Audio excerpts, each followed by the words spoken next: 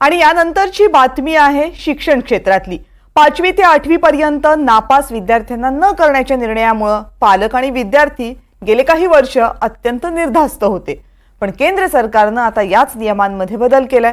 नापास होणाऱ्या मुलांना सरसकट पुढे ढकलण्याचा निर्णय केंद्राने रद्द केलाय। त्यामुळे त्याच वर्गात राहायचं नसेल तर आता अभ्यास करावा लागणार आहे। शिवाय पालकांना सुद्धा मुलांच्या अभ्यासाकडे लक्ष द्यावं लागणार आहे। केंद्र सरकारने नापास विद्यार्थ्यांना थेट प्रमोट न करण्याचा निर्णय घेण्याचं कारण नेमकं काय आहे बघूया। केंद्र सरकारने आता नापास विद्यार्थ्यांना प्रमोट न करण्याचा मोठा निर्णय घेतलाय। म्हणजेच इयत्ता 5वी आणि 8वी मध्ये एखादा विद्यार्थी नापास झाला तर त्याला पुढच्या वर्गात प्रवेश दिला जाणार नाही। केंद्राने आजपासून नो डिटेन्शन पॉलिसीला पूर्णविराम लावलाय। आता नापास झालेल्या मुलांना पुढच्या वर्गात प्रमोट केलं जाणार नाही। नापास मुलांना 2 महिन्यात पुन्हा परीक्षा देण्याची संधी मिळेल। दुसऱ्यांदा नापास झाला तर त्याच वर्गात ठेवलं जाणार।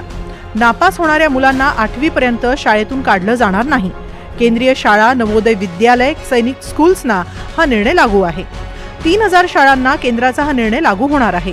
शिक्षण हा राज्यांचा विषय आहे, त्यामुळे तेही नो डिटेन्शन पॉलिसीवर निर्णय घ्यायला मोकळे आहे। 16 राज्यांमध्ये आधीच नो डिटेन्शन पॉलिसी लागू आहे। महाराष्ट्रात सध्या तरी नापास विद्यार्थ्यांनाही प्रमोट केलं जातं।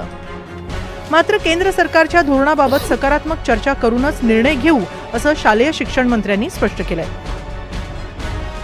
सक्तीचं आणि त्यांच्या हक्काचं शिक्षणाचा कायदा 2009 मध्ये त्या ठिकाणी ते बिल आणलं गेलंय आणि 2011च्या पासून या कायद्याची अंमलबजावणी संपूर्ण देशभर त्या ठिकाणी होताना आपण सर्वजण पाहतो आहोत।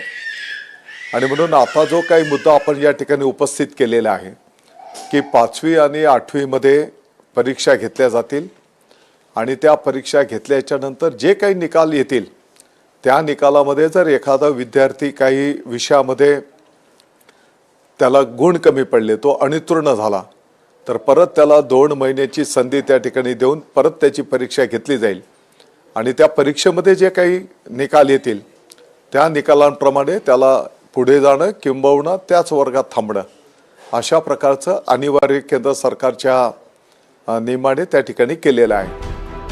विद्यार्थ्यांचा शैक्षणिक दर्जा सुधारण्यासाठी केंद्र सरकारने हा निर्णय घेतलाय। 5वी ते 8वीच्या इयत्तेतील शिक्षणाला पायाभूत शिक्षणासाठी महत्त्वाचं मानलं जातं। या धोरणामुळे शिक्षक आणि विद्यार्थी दोघांचीही जबाबदारी वाढणार आहे। राज्य शासनाने लागू केला तर विद्यार्थ्यांनाही संधी असेल आणि त्याचप्रमाणे सरसकट पासिंगही नसेल। विद्यार्थ्यांना संधी असेल म्हणजे त्यांना एकदा पुनर्परीक्षेची संधी असेल, त्यामुळे पुन्हा अभ्यास करून जर तो पास झाला तर त्याला पुढे दिल्यामुळे त्याचा फायदा असा होईल की तो अभ्यास करेल आणि पुढच्या वर्गात जेव्हा जाईल तेव्हा त्याचं ज्ञान जसं आवश्यक असेल तसं असेल आणि त्यामुळे बाकीच्या विद्यार्थ्यांच्या बरोबरीने असेल। नवीन शैक्षणिक धोरणामुळे विद्यार्थ्यांची शिकण्याची क्षमता आणि गुणवत्ताही वाढेल असा शिक्षण विभागाला विश्वास आहे। तुर्तास महाराष्ट्रात या धोरणाची अंमलबजावणी झालेली नसली तरीही येत्या काळात 5वी ते 8वी पर्यंतची ढकलगाडी बंद होणार हे निश्चित मानलं जात आहे। त्यामुळे विद्यार्थ्यांना जोमाने अभ्यासाला लागण्याची गरज आहे। सोबतच शिक्षक आणि पालकांची देखील जबाबदारी वाढणार आहे। Bureau report, NDTV Marathi.